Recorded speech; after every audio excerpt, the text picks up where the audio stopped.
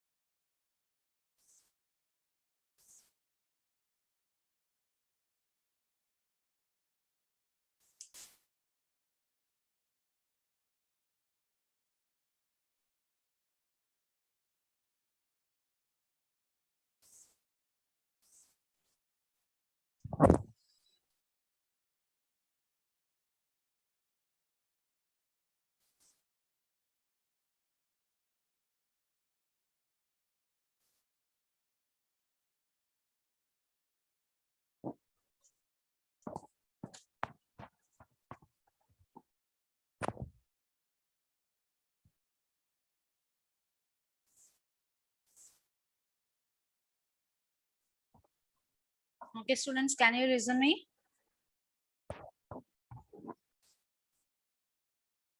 Okay, ma'am. Okay.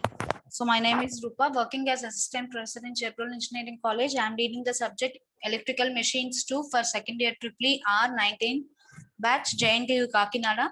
And today's topic is induction motor as a generalized transformer.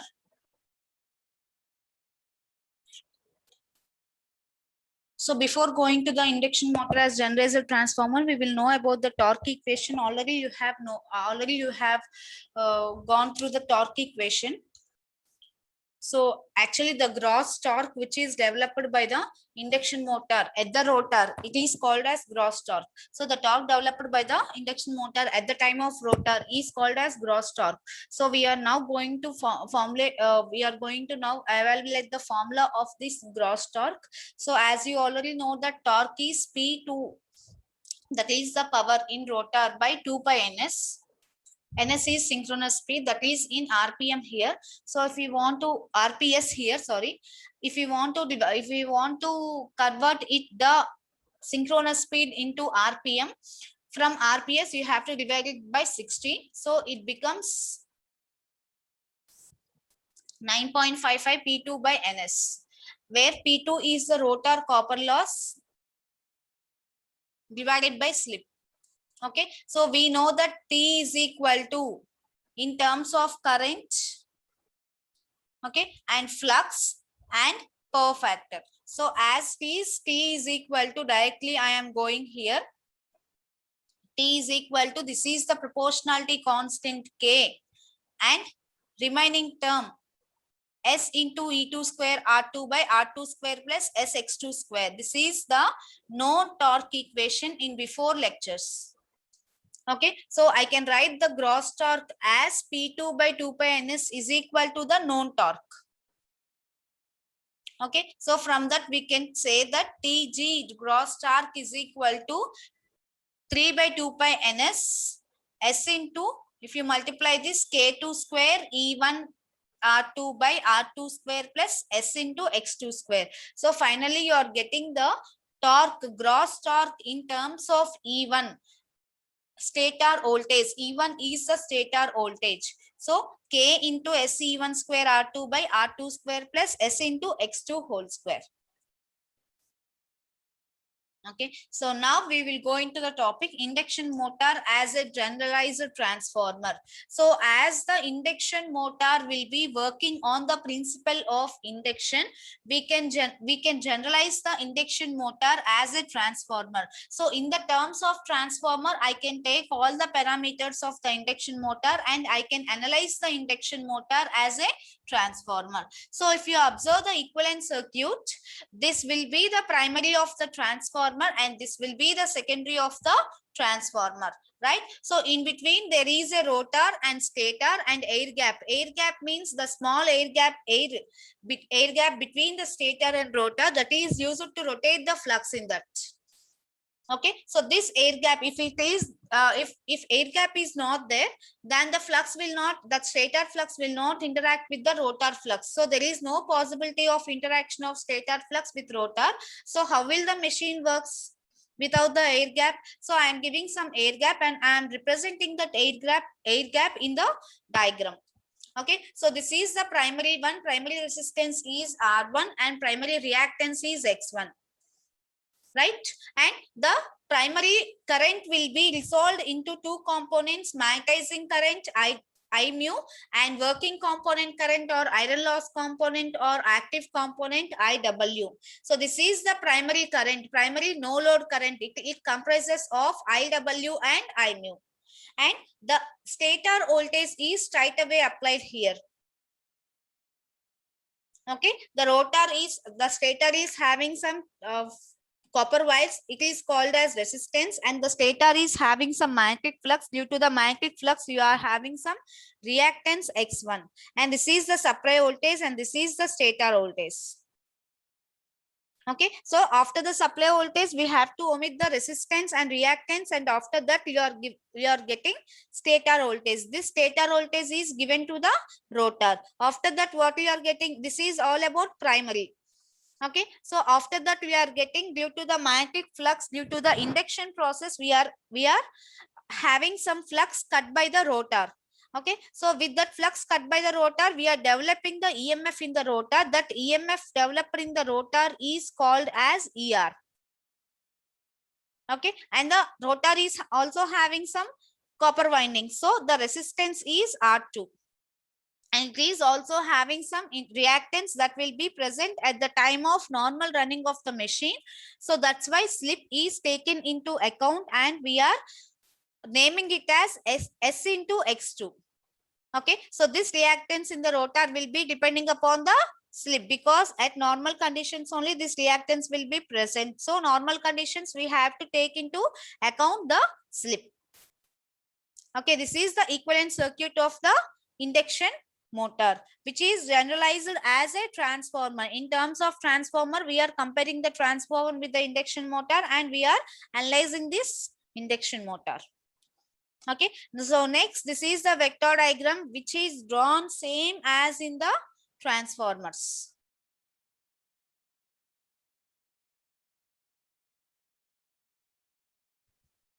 Okay, so this is I naught here. This is I naught here. It is comprising of IW and I mu.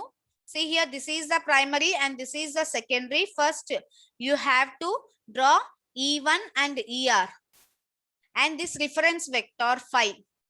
Okay, so after drawing, see, I am going to tell you the steps.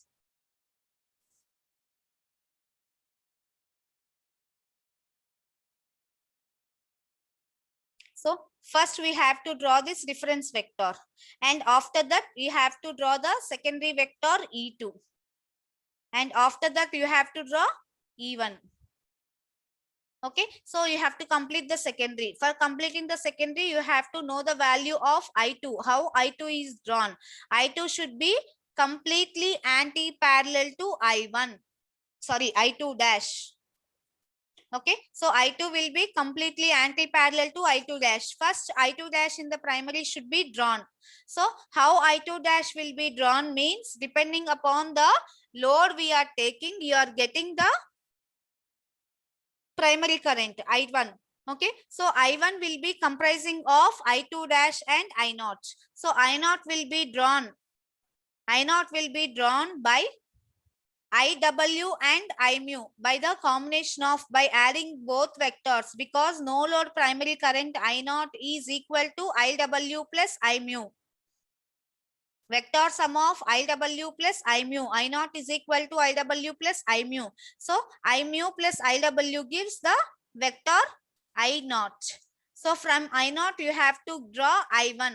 I1 is, this is the I0 is no load primary current and I1 is primary current. I1 primary current is sum of no load primary current in and extra additional primary current due to the I2. So these both comprises of I1. Okay, so I2 dash, you will draw the I2 dash depending upon the load you are taking by R, L and C. Okay, so here we are assuming L. So the inductance is lagging behind the voltage E1. I2 dash is lagging behind I2 E1. So I2 dash is lagged behind I2 like this. By taking the I2 dash as reference, you have to draw I2. Okay, so I2 dash plus I0 gives I1 and IW plus I mu gives I0. Okay, so after that I2, you have to draw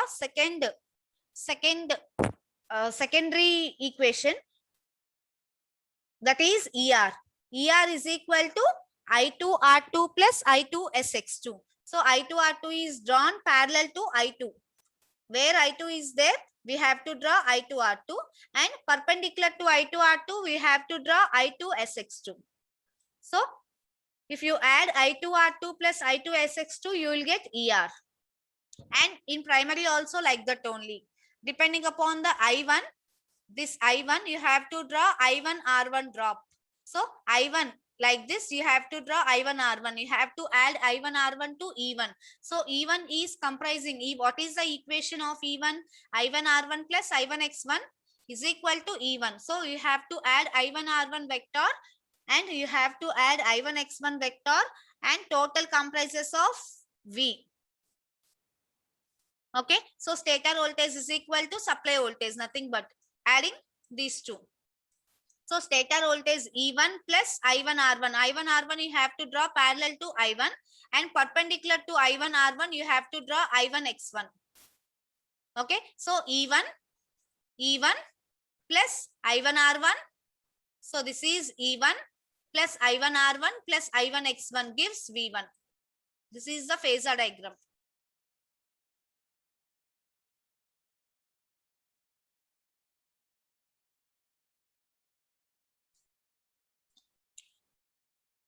Okay, next one. Now we will go about the rotor output. What is the rotor output we are getting? Okay, so actually I1 is a combination of I0 plus I2 dash. You know that I1 primary current is a combination of no load current I0 plus additional extra current I2 dash. So what will I0 will meet the this I0. What will the I0 do means I0 will be giving the required losses, copper losses and iron losses in the stator. So this is called as I0 will be meeting the copper loss and iron loss in the stator. Okay, and I2 dash is the extra current which is added due to the secondary resistance. Okay, so as we are taking this current in primary, we have to put I2 dash. So this is because of secondary current I2. So as I am keeping the I2 in the primary, we are taking as I2 dash. Okay, so when we are giving V1 supply voltage, it is going to supply resistance R1 loss and X1 loss.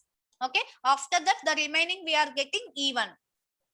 Okay, so if the angle between, I am assuming that if the angle between I2 dash and E1 is 5, so here I am assuming the angle between E1 and I2 dash. So I will see in the phasor diagram, E1, this is E1 and this is I2 dash.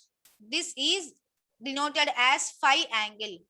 Okay, if I am assuming the angle between E1 and I2 dash is phi, then the rotor input can be written as in the formula E1 I2 dash cos phi, and total rotor input for 3 phases can be written as 3 into I1 E1 I2 dash cos phi.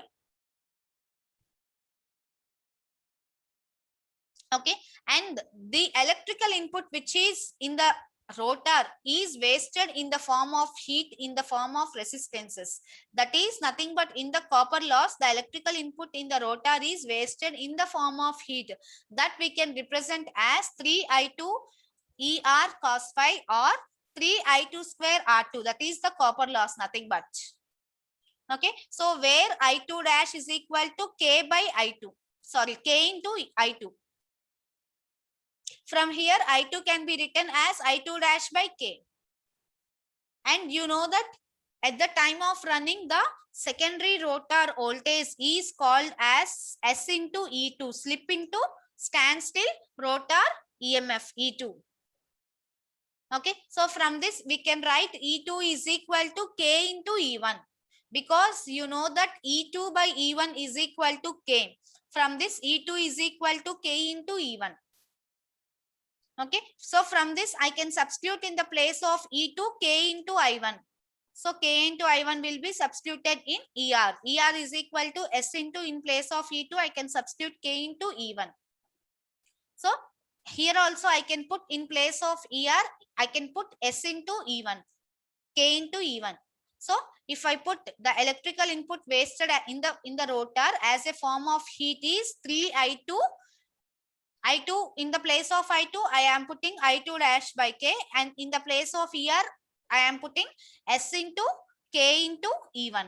So after substituting the values, I will get 3 into I2 dash by K into S into K into E1 into cos phi. That can be rearranged as 3 into E1 I2 dash cos phi into S.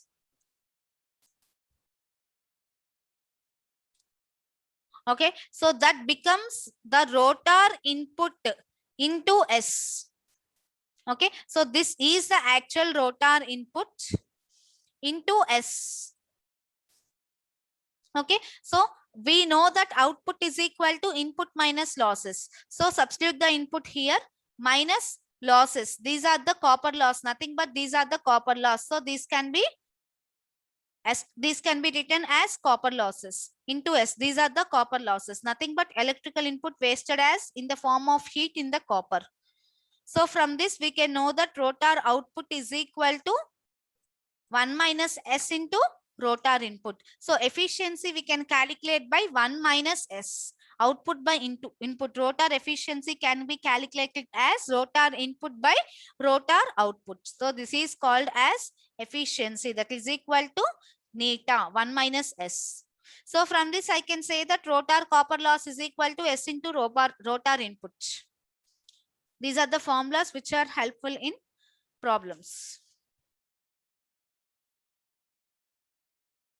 Okay, and next analyzing is I naught. So actually I naught will be this equivalent, as you are seeing in the equivalent circuit, this I naught will be small. It is about 1% of full load current. Because as the magnitude flux only lies almost completely in the steel core. Because this steel core is having low reluctance, we are having I naught as small. So as I naught is small, we can take I mu, the magnetizing current, as also small. Okay, so coming to the equivalent circuit of the induction motor, this is the total equivalent circuit of the induction motor. So this is in the terms of secondary and this is in the terms of primary.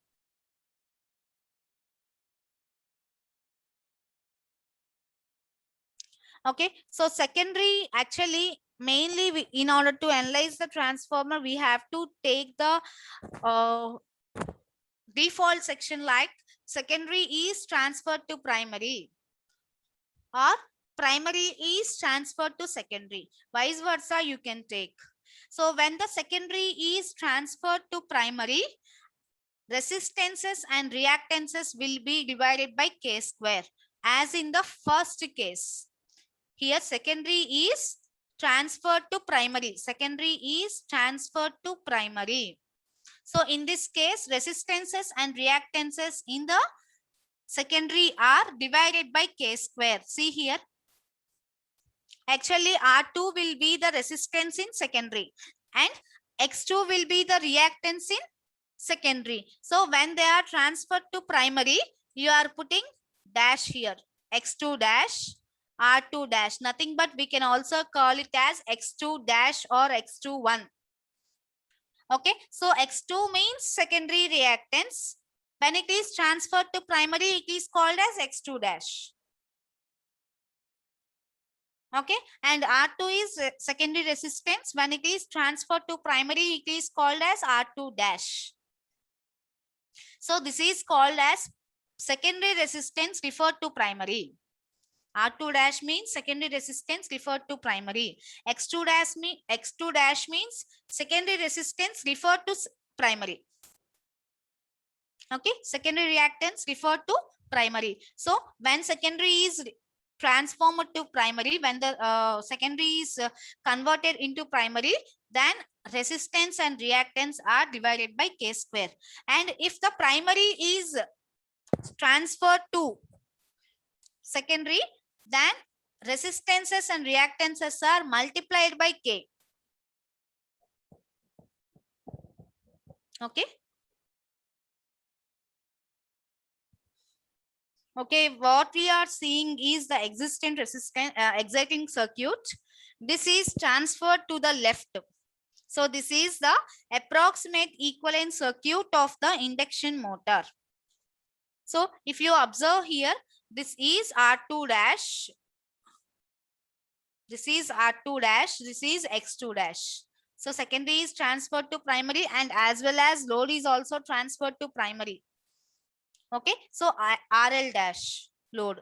So see here, R1 in the first circuit figure A, R1 plus X1, JX1 becomes Z1. This is the primary current, I1. Okay, and this is the voltage given to the stator. Supply voltage, supply voltage. Here you will get the stator voltage. These terminals you will get the stator voltage. Okay, next, no load current, I0. I0 is equal to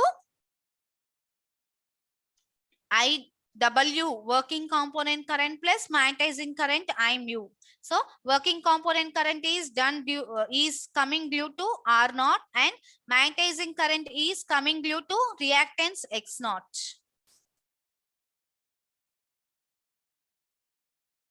Okay, and this is the secondary resistance referred to primary, that is E2 dash, nothing but E1. And this is the reactance, secondary reactance X2 dash. So here you are getting I2 dash. So I1 is equal to I0 plus I2 dash. Okay, and this is the secondary resistance at the time of running. And coming to figure B, same explanation, but here we are having secondary load transformed to primary, RL dash, and secondary resistance R2 dash and X2 dash. Okay, so this comprises of Z2 dash. Here you are having I2 dash. Okay, so from here we can say that RL dash is equal to, again when the secondary is transferred to primary, we have to divide it by K square.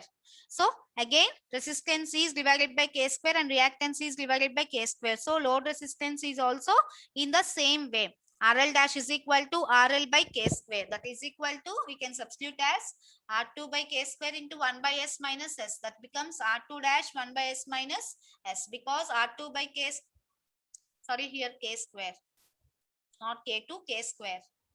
R2 by K square is nothing but R2 dash.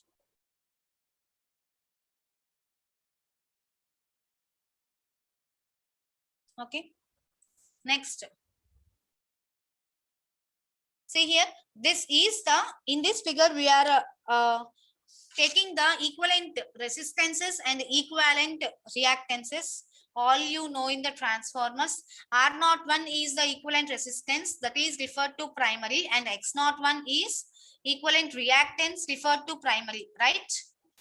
Okay, so R01 is equal to normal resistance R1 plus transfer resistance to the primary from secondary R2 dash.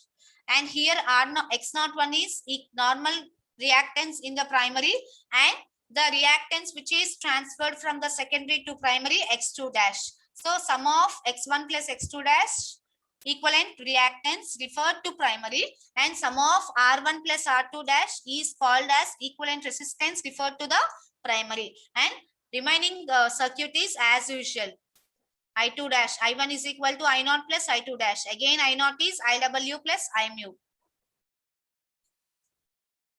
So here we can say that E2 is equal to E1 and RL is equal to R2 into 1 minus S minus 1. Here RL dash is equal to R2 dash 1 by S minus 1.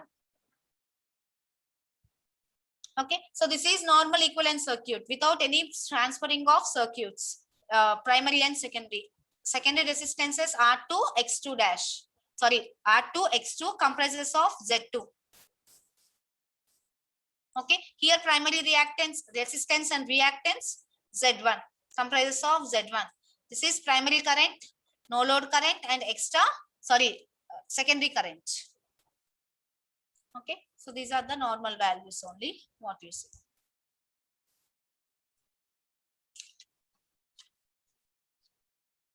Okay, so these are the equivalent circuits and phasor diagrams of the induction motors. Next topic in the induction motor is very important topic, circle diagrams.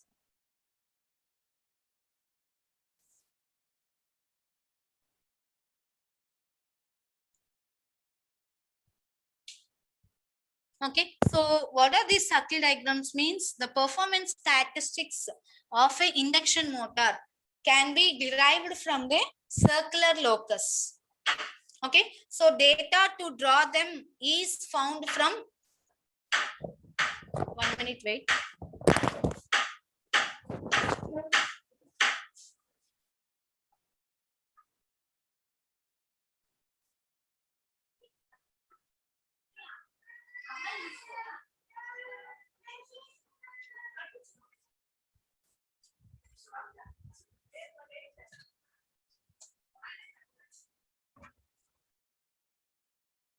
So these circle diagrams are drawn for the performance characteristics of induction motor. So in order to draw these circle diagrams, we have to collect the data from no load and blocked rotor test. Okay, so these are corresponding to OC and SC test of a transformer. Nothing but we are performing the OC and SC test in the transformers for the performance characteristics. So same as the transformers OC and SC test, we have to perform a no load test and blocked rotor test in the induction motor in order to draw the circular diagrams. In order to draw the in order to collect the data for the drawing of circular diagrams. Okay, and stator and rotor copper losses are separated by drawing a torque line. Okay, in the circle diagrams, the stator and rotor losses, these are separated by drawing a torque line. And the parameters of the motor in the equivalent circuit are found from the no load test and block rotor test. So first we will see the circle diagram for a series circuit. Okay, so this is the series circuit of an induction motor. It is having resistance and it is having reactance, and a current is flowing and the voltage, supply voltage is V. Okay, so the end of the current vector, when you are drawing the current vector, the end of the current vector for a series circuit which is having constant reactance, this is of constant reactance and voltage, but it is having a variable resistance in the circle. That's why I have to put this arrow mark. So that if the resistance is also constant, we have to just normally represent as a resistant. But if you have to draw any arrow mark, it means that it is a variable resistance. Okay, so this is the power factor angle. You know that X, R, Z. Cos phi is R by Z and sin phi is X by Z. Okay, so see the formulas. We know that formula I is equal to V by Z. So from this we know that Z is equal to R square plus X square. So substitute the value of Z here, V by root of R square plus Z square. Okay, so I can also write the Z in terms of X. Okay, in terms of X. So reactance, in terms of reactance, so that I can write the formula in terms of cos phi, not cos phi, sin phi I can write. So sin phi is equal to X by Z. Actually sin phi is equal to X by Z. So if I have to write the Z in terms of X, I have to write like this: V by multiplying X and dividing X. So V by X into X by R square plus X square. So this becomes, see here, V by X, and you know that X by Z means sin phi. So substituting the value of X by Z as sin phi here. Okay, so V by X into sin phi. So from this, sin phi is equal to X by root of R square plus X square.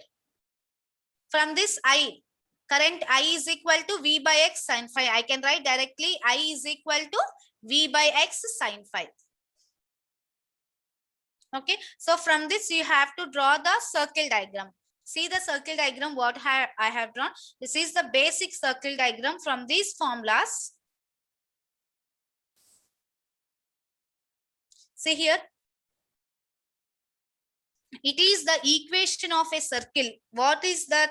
I is equal to V by X sine phi. It is the equation of the circle in polar coordinates.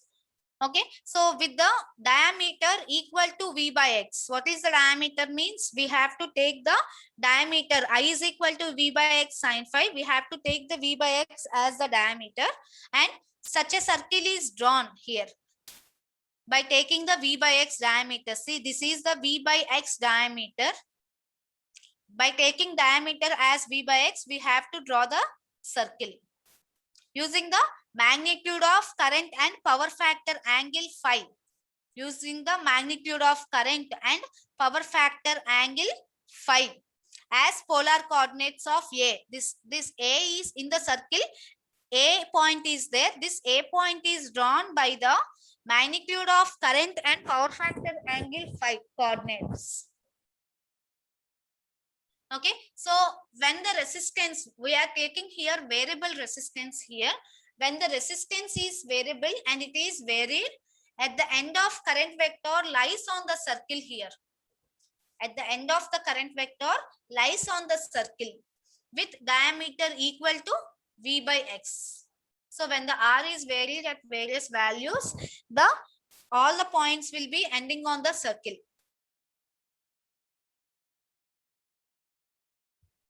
Okay, so for lagging, we have to usually orient the circle in figure A. This is the circle in figure A.